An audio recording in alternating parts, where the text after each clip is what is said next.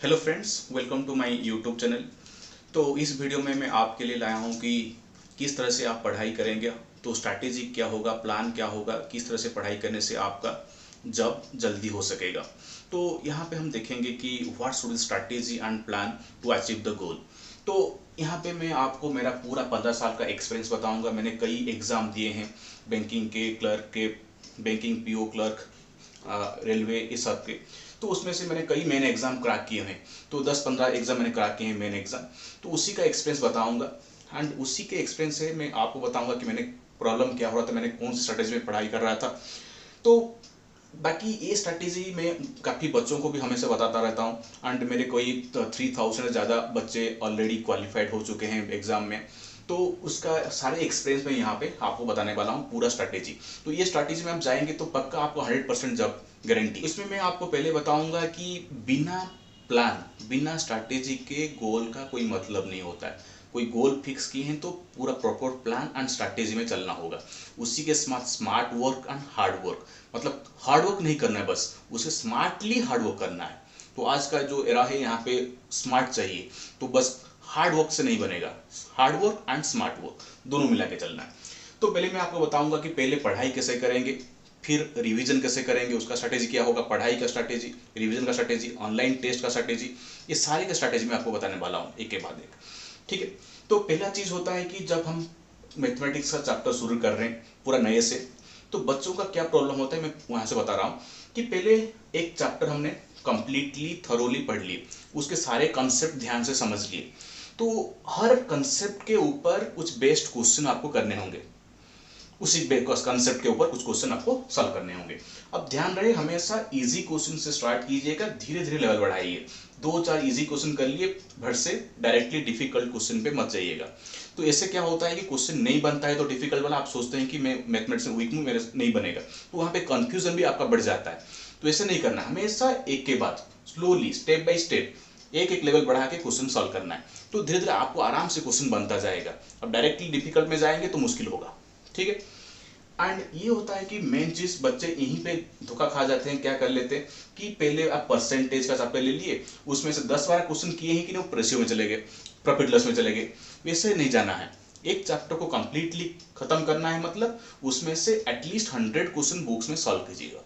तो 100 question at least हर chapter का खत्म करने के बाद दूसरे चैप्टर पे चलिए। 2-4 क्वेश्चन करके और एक चैप्टर मत चलिए, कंफ्यूजन बढ़ेगा, वहां पे पूरा क्लियर नहीं होगा। ठीक है। जब बुक में से 100+ क्वेश्चन सॉल्व कर रहे हैं, तो आप जब सॉल्व करते जा रहे हैं उसमें से एटलीस्ट 50-60 क्वेश्चन तो आप बना लेंगे, पर उसमें से 30-40 क्वेश्चन डाउट आपका रहेंगे। डाउट नहीं रहता तो अच्छा है, डाउट रहता है तो भी चलेगा। उसमें से आप क्या करेंगे, सॉल्यूशन देखेंगे या कहीं से भी थोड़ा सा गाइडेंस लेंगे, तो फिर उसको ट्राई कीजिएगा, फिर आंसर आपको मिल जाएगा। पर उससे आपको मार्क करना है कि मैं ये 30 क्वेश्चन पेंसिल में मार्क कीजिएगा, ये 30 क्वेश्चन मैंने पहले ट्राई में नहीं कर पाया था, ताकि उसको 2 हफ्ते बाद फिर से ट्राई करना है। 2 हफ्ते बाद फिर से ट्राई करना है कि वो 30 क्वेश्चन में टिक में था, मैंने नहीं कर पाया था, तो एक क्वेश्चन को फिर से ट्राई करूंगा, तो अब मैं कर पा रहा हूँ नहीं, तो उसमें से और 20 क्वेश्चन बन जाएंगे और 10 क्वेश्चन रह जाएंगे, तो वो 10 क्वेश्चन फिर से मार्क करना है। फिर 7-8 दिन के बाद फिर से वो 10 क्वेश्चन को फिर से सॉल्व करना है, देखना है कि अब मैं कर पा रहा हूँ नहीं। इस तरह से हर चैप्टर का रिविजन होगा। तो आप 5-6 चैप्टर खत्म कर लिए, आप प्रॉफिट लॉस में हैं या एसआईसीआई में हैं, तो उसका मतलब नहीं कि वही चैप्टर करेंगे। जब प्रॉफिट लॉस एसआईसीआई कर रहे हैं तो प्रीवियस चैप्टर जो होता है कि परसेंटेज, एवरेज रेशियो, उसका भी बीच बीच में रिवीजन होना चाहिए। रिवीजन हमेशा चलता रहेगा, तो कोई भी एक चैप्टर करते वक्त पुराने चैप्टर को भूलना नहीं है। इसी तरह आपका रिवीजन सारे चैप्टर का कंप्लीट कीजिएगा। हाँ, एक चीज हमेशा ध्यान रहे, परसेंटेज एंड रेशियो, ये 2 चैप्टर हमेशा आपको ठीक से करना होगा, पूरा कंप्लीटली एंड थरोली समझना होगा, क्योंकि ये 2 चैप्टर के ऊपर सारे चैप्टर बेस्ड हैं एंड डीआईबी इन सब चैप्टर से ज्यादातर आते हैं, समझने के लिए यही जरूरी होता है। तो हमेशा परसेंटेज, रेशियो, एवरेज, इसका कॉन्सेप्ट हमेशा क्लियर रखिएगा, बाकी चैप्टर होते जाएंगे, कुछ प्रॉब्लम नहीं है। तो इस तरह से आप सारे, जैसे मैं बताया, इसी तरह से आपका सारे चैप्टर करना है एक के बाद एक। तो वंस आपका सारे चैप्टर का कंसेप्ट क्लियर हो गया एंड आप बहुत सारे क्वेश्चन भी प्रैक्टिस कर लिए, अब क्या करना है, आपको ऑनलाइन टेस्ट पे जाना है। दूसरी बात, ऑनलाइन टेस्ट का स्ट्रैटेजी क्या होना चाहिए, तो ध्यान से सुनिएगा, ये बहुत ही इंपॉर्टेंट पार्ट है। यहाँ पे बच्चे बहुत सारे ये स्ट्रैटेजी फॉलो नहीं करते हैं, इसीलिए थोड़ा उनको प्रॉब्लम हो जाता है स्कोर में। तो ऑनलाइन टेस्ट जब दे रहे हैं तो हम पहले शुरू करेंगे प्रीलिम टेस्ट से, हमेशा प्रीलिम से शुरू करेंगे, इजी क्वेश्चन से। तो पहले पहले टेस्ट में आपको क्या होगा, थोड़ा टाइम मैनेजमेंट में गलती होगा तो स्कोर इतना नहीं आएगा, पर जब प्रैक्टिस करते जाएंगे स्कोर आएगा। बच्चे 2-4 टेस्ट देते हैं कि पूछने लगते हैं कि सर मेरा स्कोर नहीं आ रहा है, बहुत कम ही आ रहा है, मैं कैसे करूं। तो आपको थोड़ा टाइम देना होगा, प्रैक्टिस करने से ही आपका कॉन्फिडेंस बढ़ेगा, स्कोर भी बढ़ेगा। तो प्रैक्टिस 4 महीने 5 महीने आप ऑनलाइन दीजिए, फिर बाद में आपका स्कोर ज़्यादा बढ़ के जाएगा धीरे धीरे, तो एक प्रॉब्लम नहीं है। पर मैं बता रहा हूँ ऑनलाइन टेस्ट का स्ट्रैटेजी क्या होना चाहिए। आप प्रीलिम का एक एग्जाम दे रहे हैं तो 1 घंटे में आपका मैथमेटिक्स, रीजनिंग, इंग्लिश का सारे टेस्ट बन गया, जो भी स्कोर आ गया, उसके बाद आपका इंपॉर्टेंट सेशन स्टार्ट होता है। इसके बाद आप स्कोर देखेंगे कि आउट ऑफ 35 मैथमेटिक्स क्वेश्चन आप कितना गलत किए, रीजनिंग में कितने गलत हुआ, इंग्लिश में क्या गलत हुआ और कितने आपने अटेंड नहीं किए। तो उसमें क्या देखना होगा एनालिसिस में, कि पहले वो देखना है कि जो क्वेश्चन आप सॉल्व नहीं किए उसे भी फिर से ट्राई करना है, एंड जो क्वेश्चन आप गलत किए थे उसका पहले देखना है कि क्या क्या गलती हुआ था, सिली मिस्टेक हुआ था या पूरा प्रोसीजर ही गलत था। प्रोसीजर गलत है तो फिर से आपको वही क्वेश्चन फिर से बनाना होगा, देखना होगा क्या गलती हुआ था, सोल्यूशन देखना होगा या फिर से ट्राई करना होगा, फिर देखना होगा कि कौन से प्रॉब्लम में आप वहां पे फंसे थे, एंड फिर से वो देखना होगा कि जो क्वेश्चन आप अटेंड नहीं कर पाए थे या अटेंड किए थे पर हुआ नहीं एग्जाम के बाद, तो उसे फिर से ट्राई कर रहे हैं। तो वहां पे देखना है कि एग्जाम में क्यों वो क्वेश्चन नहीं बना था, आप ट्राई करते वक्त कौन सा पॉइंट आप छोड़ दिए थे, तो उसे उस टाइप का कुछ क्वेश्चन आप फिर से बुक में से प्रैक्टिस करेंगे। जो टाइप का क्वेश्चन आपसे नहीं बन रहा है उसी वेराइटी का क्वेश्चन बुक्स में से फॉलो करें। ये मैथमेटिक्स का, रीजनिंग का और इंग्लिश का सारे के लिए यही एप्लीकेबल है, ठीक है। तो इस तरह से आपका एनालिसिस ज्यादा टाइम लेगा। आप 1 घंटे का टेस्ट देंगे प्रीलिम का, पर उसका एनालिसिस 6 आवर्स लगेंगे, क्योंकि हर एक सब्जेक्ट का 2 आवर्स, मैथमेटिक्स का 2 आवर्स, रीजनिंग का 2 आवर्स, इंग्लिश का 2 आवर्स लगेंगे। तो इसलिए आप एक काम करेंगे, आज एग्जाम दे रहे हैं मतलब एग्जाम के बाद आपको 6 आवर्स चाहिए। इससे अच्छा होगा कि आप हर हफ्ते 4 एग्जाम ही दीजिए, बाकी 3 डेज आप लीजिए एनालिसिस के लिए। जो पार्ट में प्रॉब्लम हो रहा है उस पार्ट को आप रिविजन करना होगा। एंड दूसरी बात है कि ये हो गया ऑनलाइन टेस्ट का एनालिसिस का टाइम। फिर और एक चीज होता है कि जब आप ऑनलाइन टेस्ट दे रहे हैं, जबकि आप पूरा कोर्स खत्म कर चुके हैं, तब भी आपको रिवीजन चलता रहेगा। कैसे ना, आप हफ्ते में 3-4 दिन निकालिए, हर दिन 2 घंटे, तो कोई भी डे चूज कीजिए, तो 2 to 3 आवर्स चूज कीजिए कि आज हो गया मंडे, आप 2 आवर्स निकाले हैं, आप मैथमेटिक्स करेंगे आज। कहाँ से?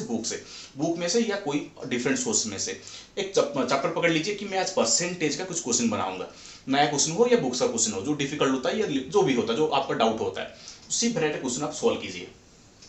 तो आज कुछ परसेंटेज का क्वेश्चन बना लिए, कल छोड़ दीजिए, परसों निकालिए रेशियो, तो रेशियो का कुछ क्वेश्चन 2 घंटे में सॉल्व कर लीजिए, फिर एक दिन छोड़ दीजिए, फिर उसके 5th डे आप क्या करेंगे, प्रॉफिट लॉस का कुछ क्वेश्चन बनाएंगे। तो फिर नेक्स्ट वीक में और फिर 3 to 4 डेज निकालेंगे, वहां पे time and distance, time and work, SICI, ऐसे हर हफ्ते आपको चैप्टर को रिवीजन करना होगा, बुक में से या डिफरेंट सोर्स में से, कहीं से भी कुछ नया क्वेश्चन मिल रहा है तो उसे प्रैक्टिस कीजिएगा। तो ऐसा क्या होगा कि हर महीने आपका हर चैप्टर रिवीजन होता जाएगा। तो बच्चे क्या करते हैं कि कोई चैप्टर पूरा छोड़ देते हैं, कहते हैं कि हाँ मैं बाद में करूँ, नहीं, पूरा चैप्टर ऑनलाइन टेस्ट यहाँ पे चलता रहेगा, बस हफ्ते में 3-4 दिन 2 घंटे निकालना है कि मैथमेटिक्स ले। ऐसा वो रीजनिंग में भी वही चीज करना होगा, रीजनिंग में भी हर हफ्ते में आपको 3-4 दिन निकालना होगा। कुछ दिन आप निकाले, बहुत सारा पजल कर लिए, कोई दिन निकाले आप बहुत सारा ब्रॉड रीजन क्वेश्चन कर लिए। मैथमेटिक्स में भी ऐसा ही है कि आप आज डेट निकाले, कुछ नंबर सीज कर लिए 2 घंटा, आज निकाले 2 आवर्स निकाले, अप्रोक्सीमेशन बहुत सारा क्वेश्चन कर लिए कि आज टाइम एंड डिस्टेंस कर लिए। तो यहाँ पे ऑनलाइन टेस्ट चलता रहेगा, यहाँ पे रिवीजन भी हर चैप्टर का हर महीने पूरा मैथमेटिक्स का सिलेबस कंप्लीट होना चाहिए। ये होगा स्ट्रैटेजी आपका। बच्चे ये नहीं करते हैं, वही प्रॉब्लम होता है। एक तो है कि ऑनलाइन टेस्ट देते हैं, उसका एनालिसिस ठीक से नहीं करते, बस ऑनलाइन देते जाएंगे, स्कोर नहीं बढ़ेगा।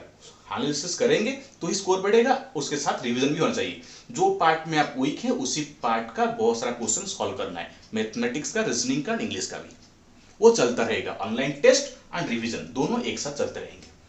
तो ये हो गया ऑनलाइन टेस्ट के दौरान आपको क्या करना है, रिवीजन कैसे स्ट्रेटेजी में चलेगा। तो ये स्ट्रेटेजी हमेशा फॉलो करना है। हाँ, बीच बीच में आप ब्रेक ले सकते हैं, पढ़ाई चलता रहेगा कंटिन्यूसली, पर फिर बीच में आप एक दिन का पूरा डे आपको फ्री रखिए, मूवी देखिए, घूमने चलिए, तो ब्रेक बीच बीच में चाहिए हमेशा आपको। हर 15 दिन में आप एक ब्रेक ले सकते हैं इस तरह से। तो ये हो गया प्लानिंग। अब मैं आ रहा हूं कि आप टेस्ट देते वक्त क्या स्ट्रैटेजी होगा। एक होगा आप एग्जाम हॉल में, एक होगा घर में। आप घर में आप एग्जाम दे रहे हैं, ऑनलाइन टेस्ट, कोई भी साइट से, कोई भी ऐप से, सही है, कोई प्रॉब्लम नहीं है। तो जब मैथमेटिक्स का आप ऑनलाइन टेस्ट देते हैं तो वहां पे आपको सीरियली कभी भी नहीं करना है। बच्चों का प्रॉब्लम होता है कि वो सिली जो क्वेश्चन आता है वही करते हैं, वैसा नहीं है। हमें वो सब सेक्शन चूज करने हैं जो क्वेश्चन असली में जल्दी बनता है एंड कम टाइम पे बनता है। हमें तो मालूम है कि एग्जाम में ज्यादातर कौन से क्वेश्चन हमसे अच्छे से बनेंगे, सिंप्लीफिकेशन एंड अप्रोक्स, फिर उसके साथ नंबर सीरीज आएंगे, data, quadratic equation and DI. ये जो 4 सेक्शन होते हैं ये हमें कम टाइम पे ज्यादा स्कोर देते हैं।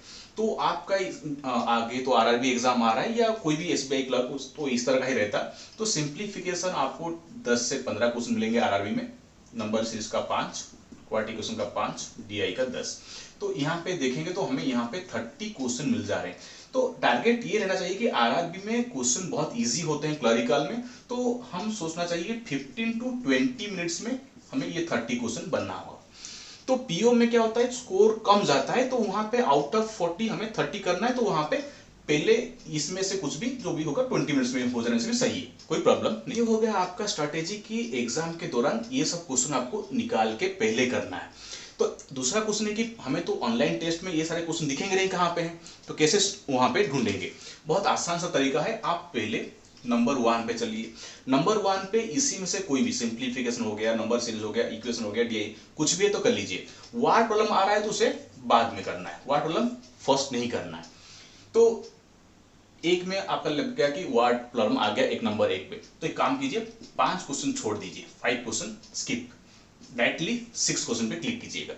तो वहां पे आप में इसमें से कुछ मिल गया तो कर लीजिए, नहीं तो फिर से वार्ड प्रॉब्लम आ गया, फिर से 5 क्वेश्चन डायरेक्टली स्किप कीजिए, 11 पे क्लिक कीजिए।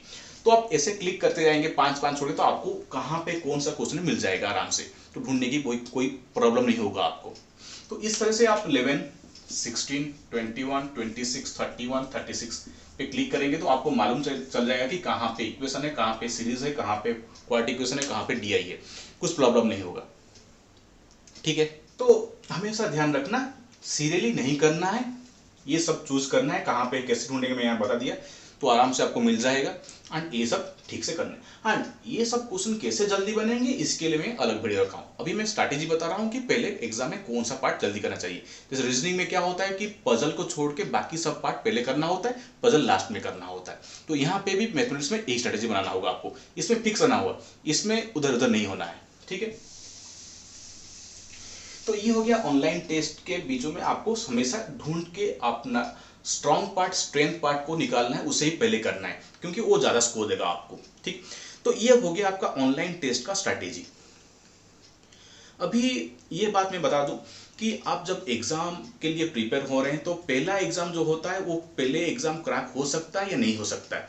तो हो गया तो सही है, तो नहीं हुआ तो वहां पे हार नहीं मानना है, क्योंकि पहली बार आपको फेलियर तो मिल भी सकता है, क्योंकि failure is a part of success.